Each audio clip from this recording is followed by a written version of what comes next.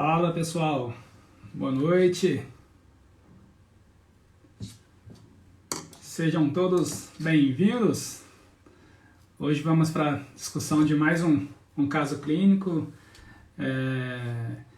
Na verdade, hoje vamos focar mais numa discussão de trombose venosa profunda e esperando o pessoal entrar, logo vamos abordar hoje de uma forma um pouco diferente. Sempre quando fazemos as discussões, geralmente tem um convidado que participa das nossas discussões, e hoje nós optamos por fazer um pouco diferente para comentar um pouquinho de um tema que é bem frequente no nosso meio, né? Que é a presença de trombose venosa profunda.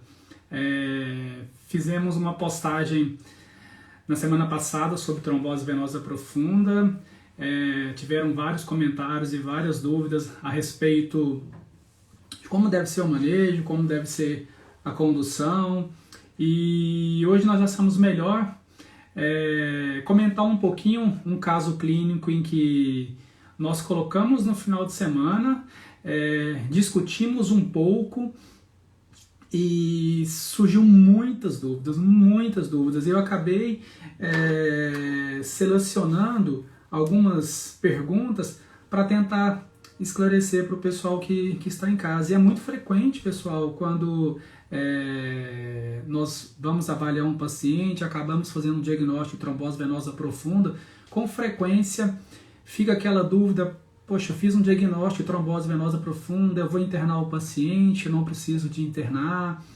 A partir do momento que eu fiz o diagnóstico de trombose venosa profunda, o tromboembolismo venoso, será que obrigatoriamente eu tenho que investigar a trombofilia? Será que eu preciso de investigar neoplasia, principalmente quando o fator etiológico não está muito bem evidente? Então, resolvemos fazer essa live para comentar, deixar alguns comentários que nós julgamos serem importantes. Se vocês tiverem alguma dúvida, pode fazer as perguntas. Vou responder algumas que foram enviadas tanto no story como no feed. E nós vamos conversar um pouquinho, vou tentar ser mais objetivo e breve com vocês a respeito como deve ser a condução num paciente com trombose venosa profunda. Vocês que estão aí em casa, pessoal, o áudio está bom? Está dando para escutar com clareza o que eu estou falando? Só faz um joinha, um comentário aí, só para ver se está tudo bem o áudio, já que hoje vai ser mais um bate-papo e vou tentar responder algumas perguntas de quem ficou um pouco na dúvida. Tá escutando direito aí, pessoal? Só? Beleza, Júnior, ótimo. Bacana. Então vamos lá, pessoal. Então esse é um caso, eu até coloquei, foi um caso de consultório. Na verdade foi um paciente que procurou atendimento médico, foi no pronto-socorro, e é com essa história de uma dor na perna há 3 dias, depois começou a ficar com um pouco vermelho, um pouco edemaciado, e o paciente acabou procurando atendimento médico no pronto-socorro. É um paciente de 51 anos, previamente tinha um diagnóstico de pré-diabetes e um sobrepeso, né? Na verdade não era nenhuma obesidade, era um sobrepeso. E ele procurou o pronto-socorro com essa dor na perna edemaciada, um pouco edemaciada e vermelho. Chegando no pronto-socorro, foi feita a hipótese diagnóstica de trombose venosa profunda. E o pessoal acabou pedindo uma ultrassonografia Doppler venoso de membros inferiores. E o Doppler acabou confirmando o diagnóstico de trombose venosa profunda. Então nós estamos diante de uma TVP proximal, que o Doppler venoso acabou documentando uma trombose aguda de veia poplítea. Então aqui eu acho que já fica a primeira observação: trombose venosa proximal, ou seja, ilíaca, femoral e poplítea. Isso é importante porque, pessoal, não é muito bem evidente, não é muito bem descrito se tromboses distais têm indicação de anticoagulação. Então, há quem advoga que tromboses distais, ou seja, fibulares e tibiais, você não precisa de anticoagular. Então, fica aí a primeira dica para nós. Mas esse paciente, então, ele chega com uma trombose proximal. feito o diagnóstico. Pergunta que nós fazemos para esse paciente, uma pergunta que várias pessoas deixaram como dúvida: essa trombose venosa tem um fator identificado ou não tem um fator identificado? Como é descrito também como trombose venosa provocada ou não provocada. Algumas bibliografias ou referências acabam não utilizando tanto mais essa nomenclatura como provocada, não provocada, enfim. Trombose venosa é um assunto, pessoal, que quando chega no pronto-socorro ou no dia a dia, o cardiologista faz acompanhamento, o hematologista faz acompanhamento, o pessoal da vascular acompanha, o clínico acompanha, o reumata acompanha. Então, assim, existem algumas divergências com relação à condução do paciente com trombose venosa profunda. Eu acabei baseando esse comentário, essa discussão nossa hoje, na última diretriz americana de hematologia, que é 2020, do ano passado. Tem um pouquinho de divergência com relação à de cardiologia, mas eu peguei alguns pontos que eu considerei, acho que são mais pertinentes para o nosso dia a dia. Então, a primeira pergunta que nós fazemos para o paciente é se é uma TVP de fator identificada ou não identificada, provocada ou não provocada. 80% aproximadamente das tromboses venosas são provocadas. E um dos principais fatores responsáveis por trombose venosa provocada é a presença de neoplasia. Entretanto, com frequência é comum um paciente com trombose não ter o diagnóstico prévio de neoplasia. A neoplasia pode ser, a trombose venosa pode ser um fator inicial de uma neoplasia. Isto acontece em aproximadamente 10% dos pacientes que têm neoplasia podem apresentar trombose venosa. Então é uma coisa que a gente tem que tomar um pouquinho de cuidado. Nesse caso, pessoal, esse paciente em questão é um paciente de 51 anos. E a gente fica na dúvida se esse paciente tem uma TVP provocada e uma TVP não provocada. A primeira dúvida é essa. E geralmente, quais são as causas de TVP provocada? Tirando neoplasia, a gente tem que tomar em consideração se o paciente teve episódio prévio de trombose venosa profunda. Então, episódio prévio é um dos principais fatores de trombose venosa atual. Se o paciente teve cirurgia com duração acima de 30 minutos e a cirurgia com duração superior a 30 minutos nos últimos 3 meses. Isso é importante. Paciente que tem uma doença aguda e acaba internando com uma internação superior a 3 dias. Então é talvez aquele senhorzinho, aquele vozinho que acaba internando e que já tem praticamente 3 dias internado, que tem um pouco de hipomobilidade, e isso acaba favorecendo o risco de trombose venosa. Pacientes que fazem uso de reposição hormonal também é outro fator de risco para trombose venosa. Esses são os principais fatores. Lógico que existem outros fatores também, por exemplo, obesidade, também é outro fator que acaba entrando como fator de risco. Outro fator que é importante são as imobilizações que nós já colocamos. Então esses são os principais fatores de risco para o paciente com trombose venosa provocada. São esses. E as tromboses venosas não provocadas. A gente sempre fica na dúvida entre neoplasias e trombofilias. Com relação às neoplasias, pessoal, tem vários trabalhos mostrando, será que realmente um paciente que tem trombose venosa sem nenhum fator causal a princípio identificado, eu tenho que investigar neoplasia nesse paciente? Tem 2 estudos que são bem, dentre vários estudos, tem 2 que são bem importantes. Tem um estudo que é canadense, que ele só tem, acho que 2015, na New England, se não me engano. Ele pegou um grupo de pacientes e ele avaliou esses pacientes como exames complementares que são pertinentes. O que são exames complementares que são pertinentes? Hemograma, eletrólitos, função renal, função hepática e uma radiografia de tórax. Então ele pegou metade dos pacientes e fez esse tipo de avaliação. E na outra metade, ele, além dos exames complementares iniciais, tomografia de abdômen e pelve contrastada. O que ele observou? Que não existiu diferença na mortalidade nos pacientes com exames tomográficos e pacientes sem exame tomográfico. Então não existiu diferença entre rastrear esses pacientes com, digamos, que fazem vários exames complementares. Qual foi a crítica do estudo, pessoal? Primeiro que a faixa etária dos pacientes era entre 50 e 54 anos. Então o nosso paciente em questão, ele tinha 51 anos. Então esse estudo canadense foi feito com os pacientes na faixa que a idade média era de 54 anos. E qual foi a outra crítica do trabalho? É que existia um N muito pequeno de pacientes que tiveram neoplasia. Então fica essas duas críticas com relação ao trabalho canadense. E tem um outro estudo que é um estudo italiano, em que ele além dos exames complementares que nós comentamos inicialmente, foi feita a tomografia de tórax, abdômen e pelve contrastada, marcadores tumorais. Na própria tomografia de abdômen e pelve já se realizava, por exemplo, a colonoscopia virtual. E o que esse estudo também mostrou? Que parece não existir evidência entre, uma vez o paciente apresenta trombose venosa profunda, se fazer um exame, um screening geral desse paciente.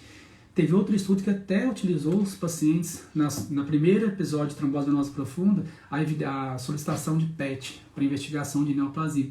E não houve diferença também, a princípio, na mortalidade entre exame clínico com os exames complementares iniciais e rastreio para neoplasia que é pertinente para a faixa etária do paciente. Então, isso que os trabalhos, a princípio, demonstram. Então, se chegou esse paciente nesse contexto, 51 anos seria uma comorbidade, hemograma, eletrólitos, função renal, uma radiografia de tórax, que é o que é recomendado, e os screenings para um paciente. Então, esse paciente, por exemplo, uma colonoscopia. Então, isso seria o que seria recomendado para esse paciente. Fazer vários exames, tomografia, PET, endoscopia, colon, não se evidenciou alteração na mortalidade desses pacientes. Isso é muito comum, pessoal, porque com frequência a gente vê, o paciente teve um evento, então será que parece ainda ser não provocado? Será que não vale a pena sair investigando tudo? Se investiga a neoplasia que é pertinente para aquela faixa etária e para os fatores de risco do paciente. Isso que é, a princípio, a última diretriz americana recomenda. Então, o primeiro ponto é isso. E não se recomenda, a princípio, a utilização de marcadores tumorais para investigação de neoplasia. Tem um trabalho americano de 2019 que ele basicamente recomenda 3 marcadores tumorais quando está investigando pacientes com neoplasia. Na verdade, alfa-fetoproteína nos tumores pancreáticos, nos tumores hepáticos, CEA para tratamento de cólon em pacientes que estão em acompanhamento e PSA. Basicamente são esses 3 marcadores tumorais que a gente acaba utilizando de um modo geral. Então não se recomenda solicitação de marcadores tumorais. Lógico, pessoal, tudo tem que ser individualizado. Dependendo da bibliografia, da referência, da diretriz, vocês vão ver que é muito controverso. Como a gente comentou, trombose venosa todo mundo trata no dia a dia. Então, esse é o cuidado que nós temos que ter. Então, a princípio, o que ainda que mais em evidência é que o rastreio para as neoplasias que estão para a faixa etária. Então, acho que o primeiro ponto que fica é isso. E esse estudo canadense ele é bem interessante, que ele fala assim, o que é mais importante na suspeita quando o paciente interna com trombose venosa profunda? Anamnese e exame clínico. Ele é bem categórico nisso. Se na anamnese, se no exame clínico tem algo que chame a atenção, aí sim vale a pena, será que uma colonoscopia, uma endoscopia ou algo do tipo? E as neoplasias que tem maior associação com trombose venosa profunda, depende um pouco da bibliografia também, da referência que nós estamos utilizando, mas de um modo geral, ou é tumor de pâncreas ou pulmão, são os mais associados à trombose venosa profunda, então fica pâncreas e pulmão primeiro / segundo, depois entra cólon, rim e ovário.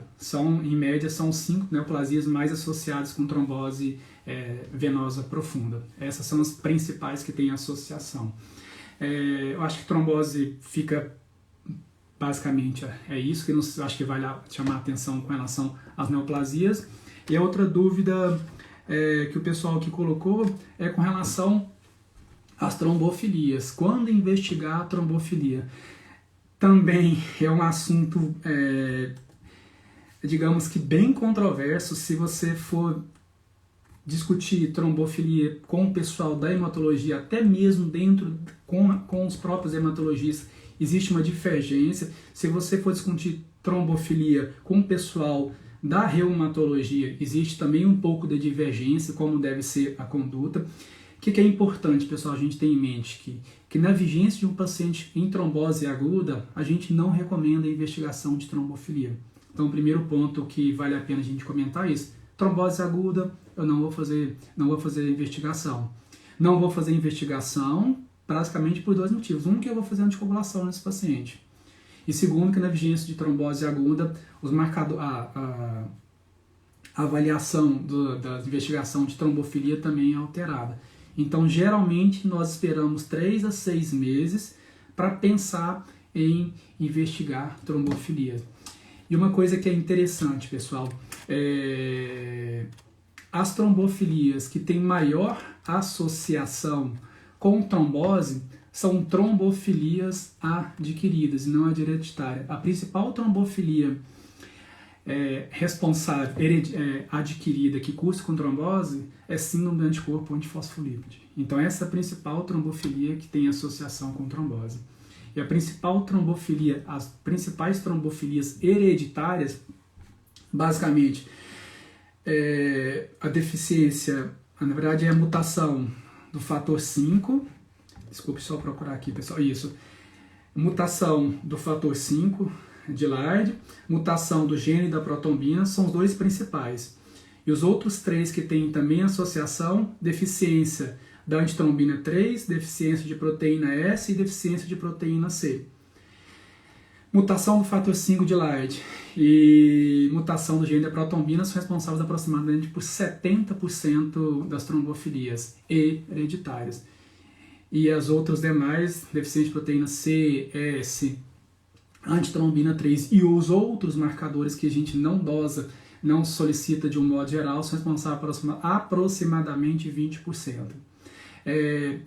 E quando que geralmente, pessoal, vou pensar em trombofilia associado com trombose venosa profunda? Geralmente são pacientes jovens, preferencialmente do sexo feminino, pacientes jovens que a última diretriz considera abaixo de 45 anos.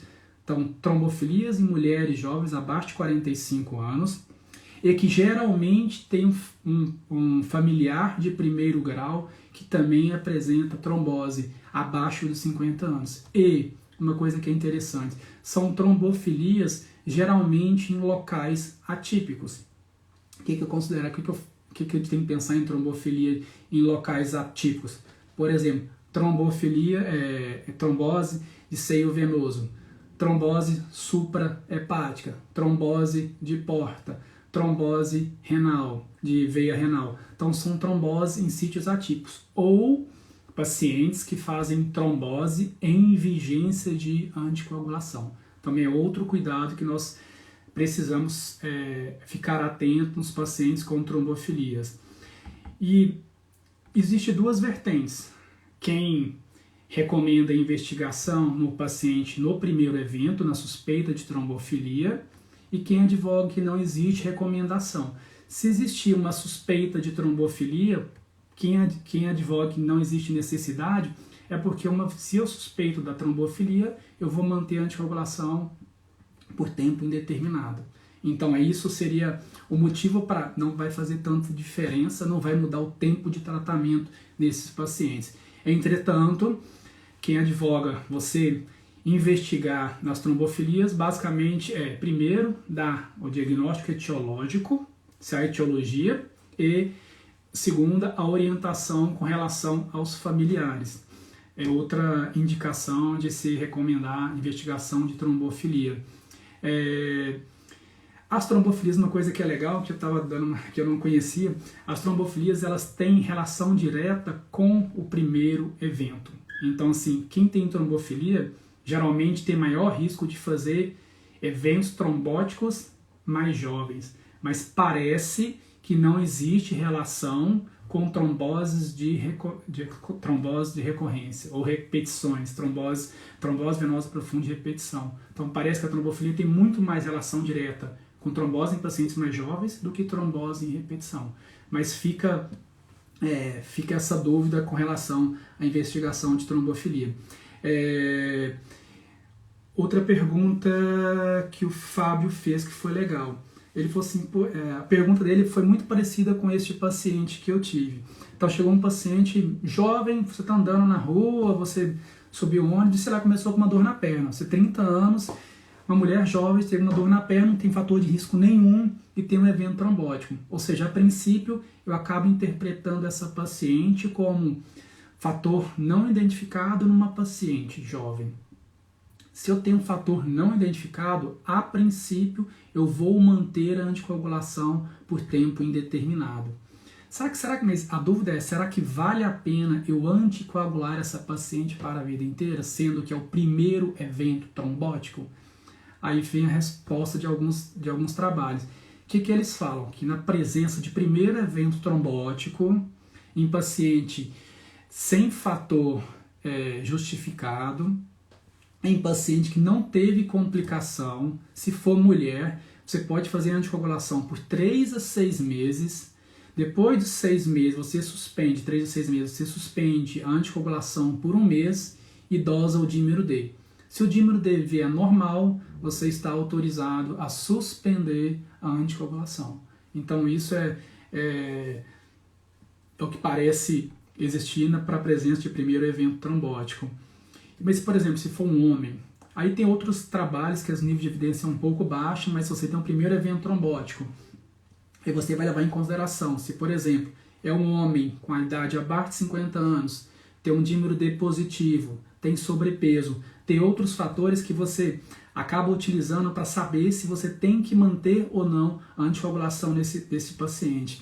E aqui ele até considera, vamos lá, então seria homens com idade abaixo de 50 anos, com dímero D positivo, e se for mulher, se faz reposição hormonal ou não. Se você tiver um ponto após 6, até um ponto, ou seja, sexo ganha um ponto, abaixo de 50 anos ganha um ponto, reposição hormonal ganha um ponto, e dímero D positivo ganha um ponto. Então, se você tiver um ponto, apenas um ponto, você, sendo homem, você está autorizado após 6 meses, suspender durante 1 mês, dosa o dímero D. Se o dímero D vier negativo, você também pode suspender a anticoagulação nesses pacientes. Então é outra recomendação que pode ser feita. Nós fizemos uma postagem no feed, pessoal, lá tem explicando, acho que bem detalhado, com relação à investigação desse paciente. Então acho que a princípio que eu tinha para comentar bem rápido para vocês era isso. Quando investigar um paciente com trombose venosa profunda não provocada, por neoplasia, por doença hematológica ou trombofilia, eu acho que os principais temas foram isso. Nós vamos liberar para vocês, provavelmente na quinta ou sexta-feira, como é que deve ser a investigação das neoplasias, como é que deve ser a investigação nos eventos trombóticos. Fique à vontade, pessoal, para quem quiser mandar pergunta, pode fazer a pergunta aqui mesmo na live, que eu procuro responder para vocês o que tiver demanda. Se alguém quiser entrar para fazer alguma pergunta também, fique à vontade para participar, para poder contribuir nas nossas discussões. Fique à vontade, se alguém quiser fazer alguma pergunta, fique à vontade. Deixa eu ver se tem mais alguma pergunta para ser respondida. Eu acho que a princípio, acho que é isso. Deixa eu ver se alguém fez alguma pergunta no grupo. Deixa eu ver. Alguma pergunta, pessoal? Que alguém que esteja em casa queira perguntar alguma coisa? Tá, eu acho que é isso. Ah, tá. Uma coisa que é interessante também, vou só comentar bem rapidinho. Quando indicar, pessoal, internação em paciente com trombose venosa profunda? A pergunta é, todo paciente que tem embolia pulmonar eu interno? Não. Todo paciente que tem trombose venosa profunda eu interno? Também não. Então, assim, não é toda trombose venosa que eu interno.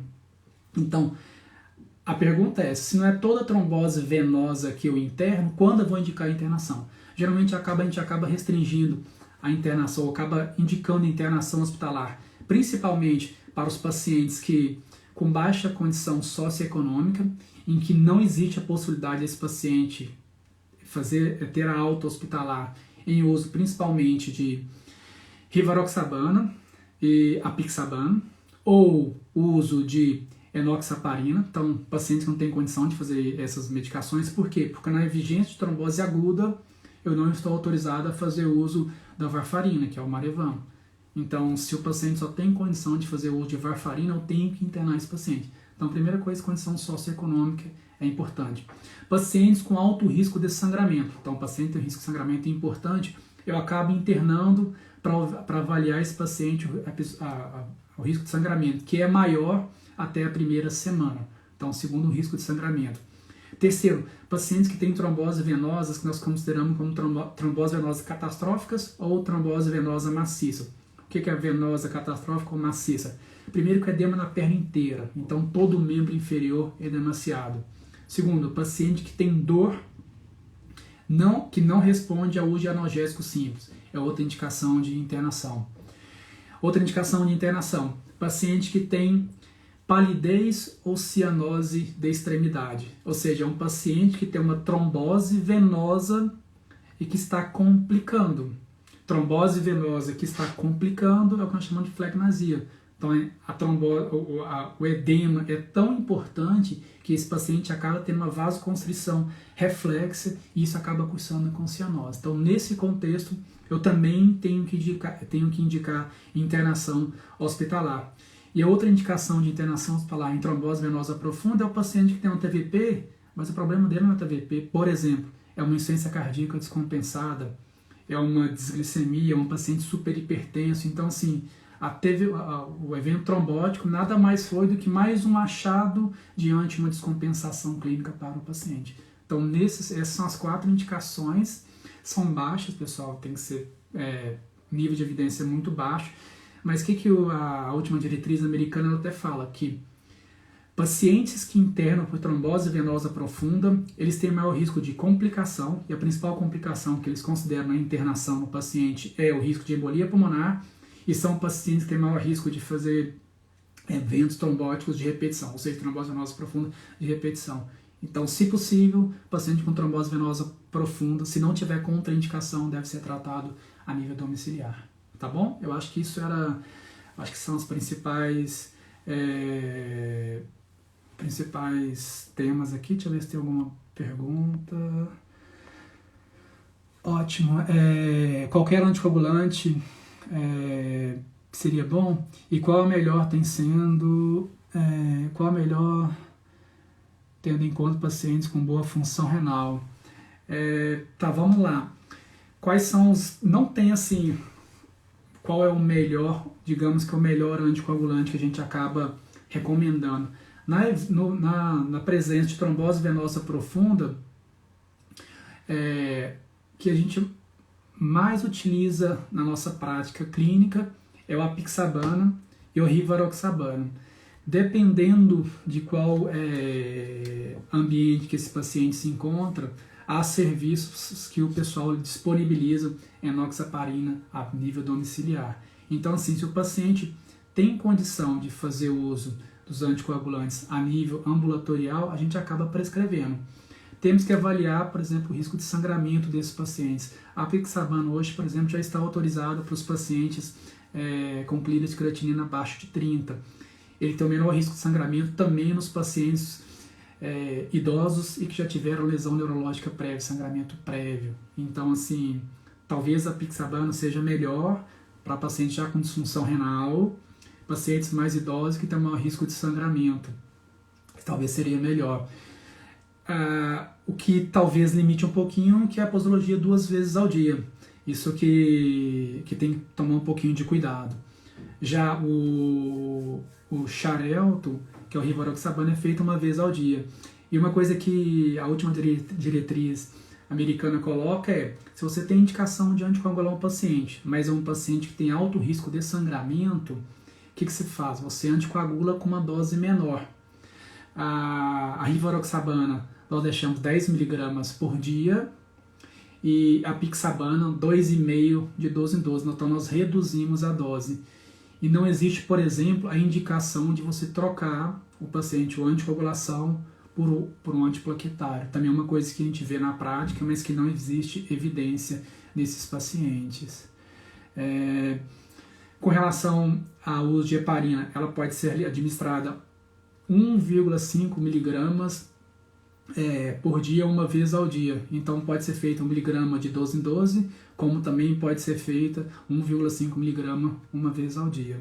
Eu acho que, de um modo geral, o paciente que tem trombose aguda, eu acabo fazendo isso. Mas nós sabemos que no nosso dia a dia as condições não são bem essas, né? Então o que é feito com muita frequência aqui em São Paulo, vários pacientes, a gente acaba mantendo um tempo de internação maior, porque esses pacientes não têm condição de fazer uso dessas medicações, ou porque o sistema de saúde não disponibiliza, por exemplo, fenoxaparina.